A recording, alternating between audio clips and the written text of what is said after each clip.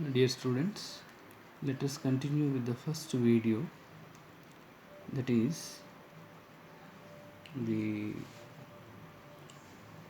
particle discussion about the importance and other aspects of particle size and morphology of nanoparticles. Okay, before the actual discussion about their measurement techniques. Okay, so as I told you in the first video, the USP limits the particulate matter in small volume injections to about 6,000 particles per container, equal to or greater than 10 microns for intravenous use of solid lipid nanoparticle dispersions. The presence of particles of average diameter above 5 microns should in any case be avoided.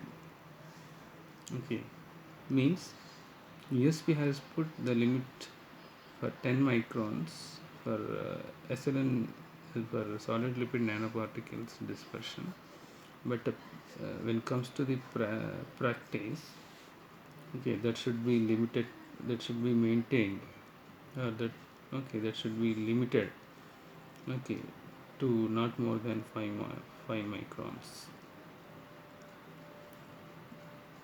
To assess the IV injectability, the nanoparticle dispersions are compared with emulsions for parenteral nutrition with regard to the particles in micrometer range. The required maximum injection volume of nanoparticle dispersions can be estimated by considering the necessary single dose of the drug, the typical loading capacity of the lipid matrix, and maximum lipid content of the nanoparticular dispersions. Okay, so modification of the size significantly affects the physical stability as well as the biological fate of the nanoparticles. Okay, I repeat once again. Modification of the size significantly affects the physical stability and biological fate of the nanoparticles.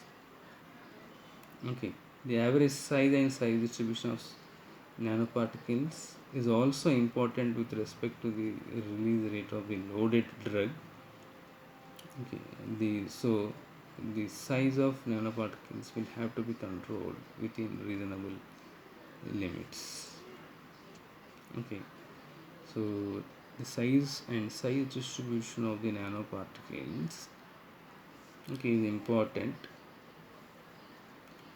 from the perspective of physical stability, biological fate, as well as release characteristics of the nanoparticles. Okay, so and now coming to various factors affecting the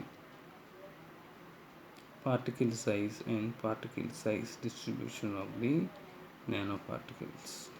Okay, both the formulation related factors as well as process related factors affecting the size and size distribution of the nanoparticles. Listen, the particle size depends on matrix constituents as well as on the type and amount of the emulsifying agent used in the preparation of nanoparticles. The choice of lipid has been found to affect the diameter of the nanoparticles. Okay, and it was reported in the literature that systems containing suppository mass, that is Vitapsol W35 as the lipid component, have been found to form the finest dispersions compared to tripalmitate containing systems. It has been reported that the increase in the amount of emulsifier generally decreases the mean diameter of the nanoparticles.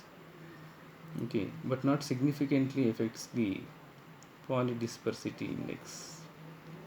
Okay, particle size depends on ratio of the total amount of oil and the emulsifier. Okay, well, this is what we can say. The particle size depends upon the molar ratio of total amount of oil and emulsifier, the choice of emulsifying agent used. Okay, and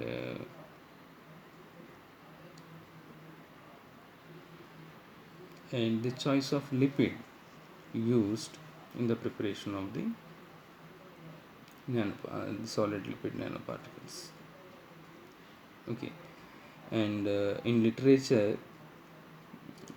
the group of scientists in the year 1996, known as or named as Hi- IIT et al., observed that the decrease in the mean diameter of the solid lipid nanoparticles comprised of high melting triglyceride core with a phospholipid coating as the molar ratio of the phospholipid to triglyceride was increased. Okay, the diameter decreased as the molar ratio was increased until a plateau was reached at a molar ratio of 0.15. After this point, the diameter of the nanoparticles was unaffected by further increase in the molar ratio. Okay, they also demonstrated that high molar ratio of phospholipid to triglyceride causes the formation of multiple bilayer structure around the solid lipid core of the nanoparticles.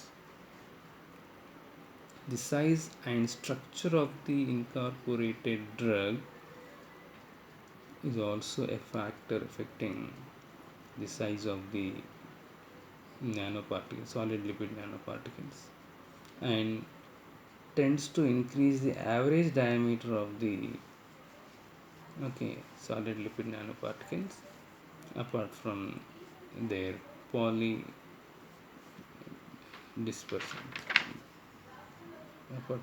polydispersity index apart from their polydispersity index. Okay, I repeat once again.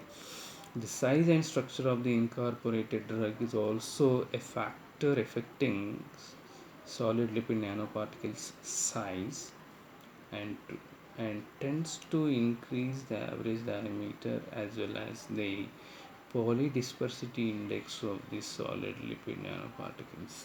Okay, you know what is size? It is expressed in terms of diameter.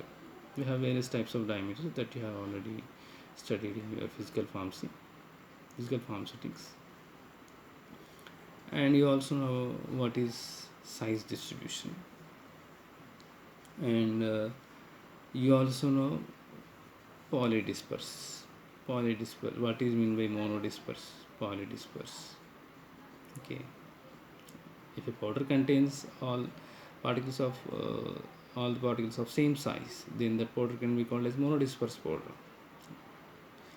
The powder contains particles of different sizes, then that powder can be called as polydisperse powder. Okay, so here polydispersity means uh, uh, containing particles of different sizes or a range of sizes. Okay, a parameter, a quantitative parameter, okay, that indicates, okay, that reflects the range of size of the particles in a powder or in a dispersion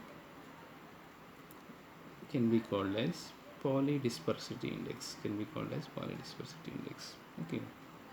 So polydispersity index reflects the size distribution or size range of the nanoparticles in a powder or in a liquid dispersion. Okay, so both size as well as size distribution are polydispersity index of nanoparticles will be affected by the size and structure of the incorporated drug also, apart from the choice of emulsifying agent, lipid, and molar ratio of oil to triglyceride, or emulsifying agent to triglyceride, okay, in the used in the preparation of nanoparticles. Okay. Apart from all these things, the choice of dispersion method is also found to affect the size of the solid nanoparticles. Okay, I repeat once again. The choice of dispersion method selected for preparing the dispersion of nanoparticles also affects their size. Okay, production of nanoparticles by high pressure homogenization proved to be the most effective in reducing the number of larger particles. Okay, in literature it was reported that use of high pressure homogenization method, okay, caused the reduction of number of larger nanoparticles in the dispersion, okay, in the in its dispersion. Okay, there are a number of methods used to determine the physical attributes